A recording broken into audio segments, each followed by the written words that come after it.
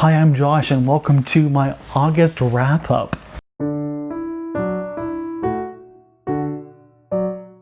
Okay, this month I read 22 books. Now that sounds like a lot, respective to my other month this year, but there were several books that I've been reading for a long period of time that I finally finished this month, so it kind of overinflated this month. So I've been started doing Friday reads, which in a lot of those I'll discuss the books that I've read recently. So if I've talked about it there, I'll just say check that out there. And otherwise I'm gonna go through the books from highest rated to least rated, because obviously you want to save the worst for last. The 5th season by N.K. Jemisin. I did love this. 5 stars. It was a reread because the first time it just did not stick, and I think part of that had to do with the fact that her way of writing this, it was very intricate and there were a lot of details that just went way over my head. First off, there are 3 perspectives, and one of those perspectives, it's a second person narrative, like referring to the reader as you, and it was really disconcerting, and it took some effort for me to figure out what was going on, and knowing that I struggled the first time and that I needed to focus on the second time really helped. And I'm really psyched for the next book in the series, and really it's gonna be one of my favorites of the year probably. I'm so happy that I reread it. I was worried that it just wasn't gonna work again for me, but I think it's just further proof that my reading has evolved. The next book that I read was The Smallest Lights in the Universe by Sara Seager. This is her personal memoir talking about her life and dealing with loss, and a little bit about her life as a scientist, as one of the leading scientists in her field. In fact, I talk about this in one of my latest Friday reads. It was fantastic, 5 stars. I did not expect it to be so good. I mean, it's rare for a scientist to have such good communication skills, or at least that's my experience. Next is The Death of Vivek OG by Akwaeke Emezi. This is my first book that I've read by this author, and I am so excited to read more by them because God, this was phenomenal. Another book that's probably going to be one of my favorites of the year that needs to be reread. It is so concise, yet packs such a punch. It's about this young man and his death, and what we do is we follow just after the death and leading up to the death, trying to understand him and his personality, who he is, to better appreciate what it is that caused his death, how did he die, and trying to figure out what is not being said, because it becomes more apparent that there's something being hidden here. What I really like about this was it has to do with identity, masculinity, femininity, gender, and what it means to feel comfortable to share who you are with someone. It was just so goddamn beautiful. 100% recommend. The next one that I read was one of those I was mentioning that I've been reading for a long period of time, and that is the 3rd book in the Harry Potter series, Harry Potter and the Prisoner of Azkaban. This is also 5 stars. Now, I don't read these regularly. Instead, it's one of those things that I have on my phone, an audiobook, to where if I'm just not in the mood to do anything, I'll throw on a Harry Potter audiobook because it's easy and it's just like a way to just relax for a second. I've been reading this for probably going on a year or more now, and so I finally finished it. But it is one of my favorites. It is really good. I'm not going to say what it's about. If you don't know, you don't care probably. Obviously, I do not support the author. If you've seen previous videos in the past, you may notice that I've talked about the books and things that I invest in Harry Potter, and I've had a reframing of how I approach that. I won't be investing more money into Harry Potter. I'll be keeping what I have. And in fact, a decision I've made to try and stop overly glorifying Harry Potter.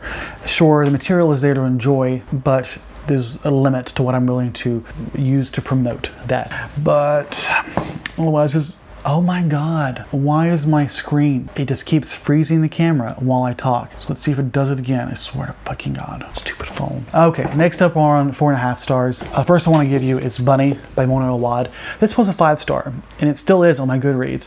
But the first time I revealed in this video, I said it was 5 stars, and it didn't feel right. I don't know why. Just a month later, it hasn't stuck with me the same way as I thought it would. I still want to reread it, and I wonder if I do that, if it will stick to me better that way, because there were some details that I think went over my head, because it was a few things that were hinted at that I had to figure out after Googling it, but it was still a spectacular story. I recommend to anyone who thinks they have a similar reading taste to me. Next up is The Penelopiad by Margaret Atwood. It's a novella about Penelope, wife of Odysseus. And again, this is one that I gave 5 stars, and then I realized, nope, it's not sticking to me. It just feels like a 4.5. So we're gonna stick with there. In fact, I changed my mind. It's gonna be a 4 star. It doesn't deserve to be 4.5. It reminded me a lot of what's in 1,000 Ships by Natalie Haynes, which is a retelling of the Trojan War, told from the perspective of the women. And one of those perspectives is Penelope. And a lot of this felt the same. There was a little bit more detail than we have there, but a lot of it felt the same narrative. Granted, this came before that, so it makes sense that she might pull from this, but nevertheless, it just didn't feel like more than that. Which, for that book, I gave 4 stars, so it seems to make sense I would give this 4 stars as well. Next up, I gave, actually, damn it, I'm doing it again. I gave this 4.5, but now that I think about it, it deserves 4. Screw this. Pines by Blake Crouch, which I did love this. It was well told. Blake Crouch has this fantastic writing style, really easy, really fun to read, and honestly, it did not fail to shock me, even up to the end.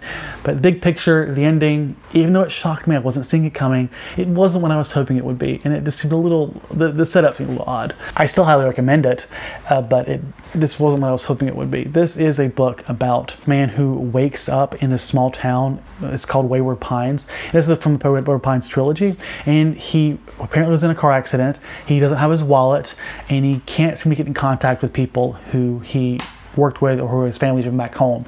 And so he's stuck in this town, and weird things keep happening, and he can't seem to get out of the town, and he's trying to figure out what the hell is going on. Next up, The Book of Black People by Lorenz Hill. This one is 4.5 stars. I talked about this in my Friday reads, but this was a fantastically written narrative of this young black woman who is stolen from her home in Africa and taken to the Americas to be a slave, and then in her journey as she escapes, tries to go back home, and then realizes she doesn't really belong anywhere. And this one was just really well written. It was powerful. It was not an easy read, and it was definitely not a fun read, but it was a very fascinating look at this type of narrative. This was my anti-racist book of the month, and I highly recommend it to anyone who's interested in trying to better appreciate what slaves had to go through. I'm a mess, so going back to 5 stars. Luster, I forgot to mention this, I gave this 5 stars, absolutely loved it.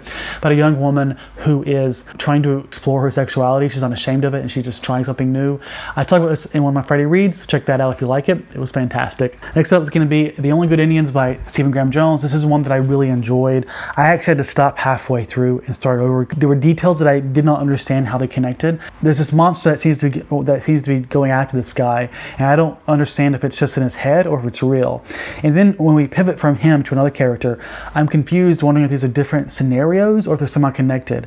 And big picture, I realized they're actually all connected. They're all a group of friends who had this one interaction with this deer in the past, and now the deer seems to be getting revenge, and it's basically a revenge monster flick. A lot of Stephen Graham Jones books remind me of horror films, and while they don't always work as well, I think, on text as they do on film, the style I mean, I do think it's just a really fascinating way of telling a horror story. Well told, really interesting exploration of Indigenous mythology. 4 out of 5 stars. Speaking of Indigenous, let's just go ahead and jump to the next 2 Indigenous things that I read. Trickster Drift by Eden Robinson. This is book 2 in the Trickster trilogy. It's about a young man coming of age and finding out that he has a relationship to a trickster mythological god, and his life trying to deal with that. But it's also about his life as an Indigenous person, sort of a broken home, trying to survive, go to school, and stay on track for his life.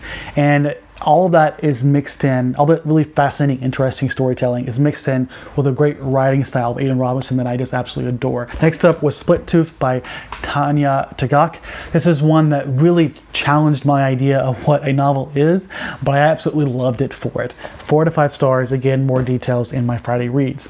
The Troop by Nick Cutter. I don't think I talked about this, but this was 4 stars. I struggled with what to give this because at first I thought this is amazing, and I thought, is it really though? Because there were times where I just wasn't connecting the story. Big picture, it was really well told. It was really gross, which I love. I absolutely love, but it never quite peaked in the way I hoped it would. It felt like a good Stephen King book, which a lot of his books to me are like good but not great. Next up is How Long to Black Future Month by N.K. Jemisin, a series of short stories. They're sci-fi and fantasy, also 4 stars.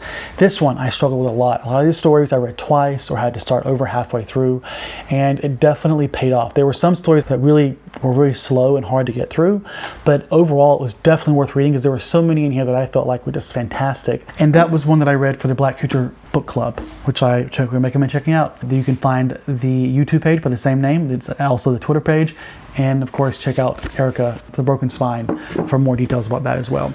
Next, I read The Shining Girls by Lauren Beukes. I don't think I talked about this in my Friday reads. It's about a time-traveling serial killer who, well, does exactly what I just said. And it's all set from the 1920s to the 1990s, I think it is. And there's something about how the guy is time traveling that keeps it restricted in this area. But a lot of it is centered in the 80s and the 90s, so it's basically like an 80s or 90s period piece. From that perspective, love it. How do you not love the 80s and 90s? It's one of the best things, in period pieces, in my opinion. And so the tone was fantastic from that aspect. The storytelling was really interesting. The time traveling mechanic was really weird and really fun. It did seem a little odd where it came from and how the time travel worked, because it almost seemed like he can go to moments but he couldn't go back to them. I didn't understand why that was. The big picture though, it worked for me. I really liked it. The concept wasn't a dud, which is what I think this next book is going to be. Hold that thought. Hidden Life by Margaret. Tedesco. This is another one I talk about my Friday reads, and this was a memoir science nonfiction book about sea ice, Greenland ice, but also tying in some of the cultural aspects, mythology of the indigenous people of those regions. Really good book, 4 out of 5 stars. Then there was The Gone World by Tom Sweterlitsch, and this one was a disappointment. I gave this 3.5 stars just because it was well told, it was a fun ride, and the idea is really cool. Like, they have these people who can time travel into the future, but the future isn't necessarily the future, it is one possible future. And even when they're there, it's not real. It was very much based on this idea of the now being unique. And when they go to the future, it isn't necessarily the future because it's not going to stay no matter what happens.